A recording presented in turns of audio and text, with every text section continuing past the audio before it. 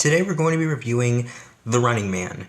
So The Running Man follows a man named Ben Richards, who isn't really doing so well. He lives in a dead-end home with his wife and sick daughter, and in a last-ditch effort to save his sick daughter, he enters the most popular game show in America known as The Running Man, where 3 contestants has to survive 30 days while being hunted down by 5 hunters and has to go undercover so that the world doesn't see them, and if civilians do, they will report the hunters and it will make the hunters easier to hunt the 3 contestants. So Ben Richards, along with 2 other contestants, have to survive 30 days without being hunted out by these hunters, and if they do, they will win. And if they kill one of the hunters, it will increase their prize money if they survive after the 30th day of the challenge. And if they fail, they will be hunted down and killed. So this movie is one of the films I heard of last minute. And when I did, I wasn't too keen on it because the trailers haven't come out, and around that time I didn't really care. So when the trailers did come out, I believe it's around the time the final trailer came out, I saw all of them, and I was like this was before, like a week before the movie came out. I was like, you know what? I'm gonna watch that movie. I'm gonna wait till Saturday. I'm gonna watch it on the first weekend, and I'm gonna watch it. And there were a lot of things about this movie that got me into it. 1, it's an adaptation of a book by Stephen King. 2, it's directed by Edgar Wright. And this is coming from someone who doesn't watch a lot of Edgar Wright films, but understands why Edgar Wright as a director for films has a huge audience in terms of the films that he makes. Because I do actually remember some of the films he's made, one of them being Scott Pilgrim versus the World. That was actually a really good film, and it made me wonder exactly what The Running Man was going to look like as a film, especially written by Stephen King. But then I looked into more Stephen King's books, and he doesn't just write horror books. He also writes books that are in the action-adventure genre, which is in fact what The Running Man is. It leans more into the action side, but you basically get the whole idea. So after watching the movie, I did actually enjoy it. So in the beginning, it seems that Ben has been trying to find ways to get money and treatments that'll help his daughter with her sickness, but they are in a dead end job. They're not really going nowhere. They're like, his wife has a job, but it's not really selling well either for her. And right now he's unemployed now, so it's getting even worse for their daughter. And they find other shows that could give them money.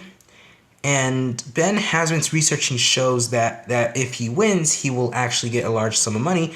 But the show that has the largest winning of money is The Running Man. So in a last-ditch effort, he does join, and he does find himself with 2 other contestants.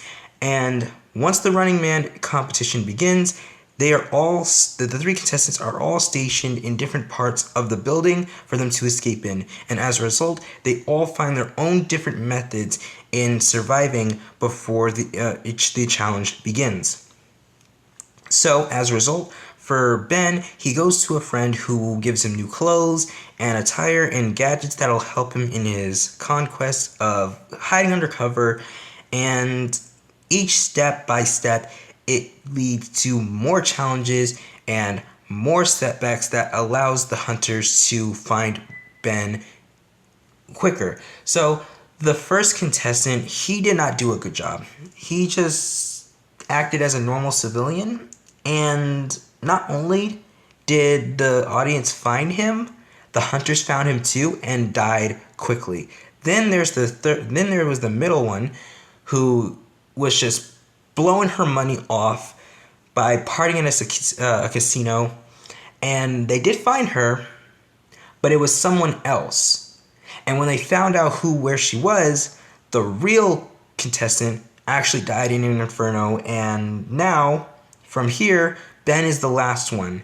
And apparently, the least contestants there are, the higher the hunt becomes. So when Ben is the last of the 3, the hunters go after him even more. And as a result, he has to go deeper into the box. He goes from living in a big 5-star hotel to a small station apartment. And apparently he was sold out, and he did go out of his way to maneuver around the building. He goes up to the rooftop. He goes down into the side from where outside from where his room is and breaks the window so that he can get set up. And there was this one action scene where he throws the grenade at the hunter, but he throws it back, and he is stationed to the basement of the building, and the building explodes, but he still survives going down into the sewers. And we also get Michael Cera's character who helped him, but his mom sells him out. And in helping Ben escape, he does get shot, and they go full on chicken on the bridge where he uses this dirt cart, and this other car that rams in, and before it explodes, he jumps off of the bridge. That was amazing. That whole scene was amazing. All those scenes were amazing. Everything about The Running Man was just amazing for me. It's one of those films where the deeper you go into the plot, the bigger and amazing the film gets as it goes on for the story. Ben as a character is amazing because he's willing to do anything to save his family, to save his sick daughter. And this last-ditch effort really did him a lot of favors from there. And there is a lot going on for the main movie's villain. The movie's main villain, who's played by Josh Brolin. It seems like he likes to manipulate the running winner of the game to where the last winner, who we thought was dead, is actually one of the 5 hunters. And it seems that his plan is to turn Ben into a hunter as well by getting him to say things that'll twist the audience around. And the overall movie was actually really great. He does bring in a hostage that is kind of perceiving Ben as the villain right now, but really he's not. And this girl, she is starting to understand the truth behind the society from which the person behind the show made the game. And when they take a jet to the next location, well, he has only one option. And he takes that option. No, he doesn't take that option. He takes the real option. And that is to kill every single hunter that has him on the plane. And although it's shown and feels as if the game master does kill Ben's family, this is where Ben has nothing left to lose, and that's what leads him to fight all the hunters that are left to hunt him down. And he does successfully do exactly that.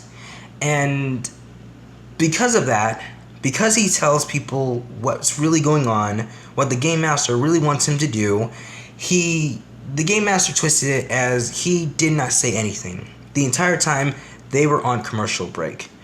So to save the girl, he gets her to put on the parachute, and now she's out of harm's way.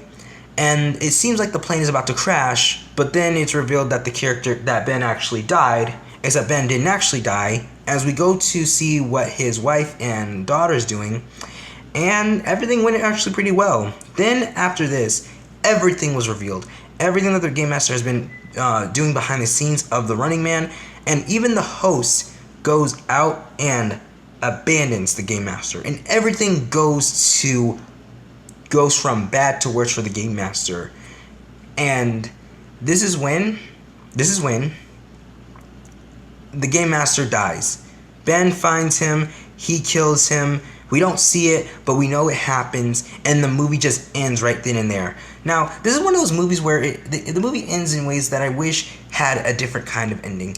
But I'm actually okay with it because I always forget that it's one of those movies. This felt like a Mission Impossible type film. And I don't even watch Mission Impossible for that matter, but it just felt like it because of all the suspense, all the action, all of this build up. It just felt like it. And it was just it just felt amazing to watch a film like that. I am surprised that I wasn't interested in the movie until literally a week before the film came out. Until I watched all the trailers. It's weird that I wasn't interested until it was just at that moment. Like it was just the last minute. So you can imagine how much fun I had watching this movie when it came out in theaters. But but here's the thing. Apparently, The Running Man flopped in the box office, which sucks for two reasons. One, I like this movie. Like, you guys know how much I liked it. Everything about the movie was amazing. And two, Edgar Wright made this. And apparently, this is Edgar Wright's lowest performed film, which really sucks because even though I'm not like a fan of his movies, like I'm not obsessed with it, but I do have an idea of his directing chops, the first movie I watched was Scott Pilgrim vs. the World, and this was my second one. I get the feel of this movie, so it just disappoints me that The Running Man did not do well. But maybe it'll still have some form of success, but I don't know. I've seen a lot of movies that I like that are flops, but they still don't really come back. There are rare chances where they do, and maybe, just maybe, give it another few weeks, maybe The Running Man, depending somewhere, it'll still be a success, but I don't know. They said it's a low performed film, but that was with the critics. We don't know much about the audience yet, so let's see how things go from there. But that's just my personal opinion. So here's my rating. I'm going to give the story a 9 out of 10. The action and suspense was amazing. The build-up, especially when the game first starts, all the way up to the end of the movie, it was amazing. All of it was just amazing. And I'm going to give the movie a 10 out of 10.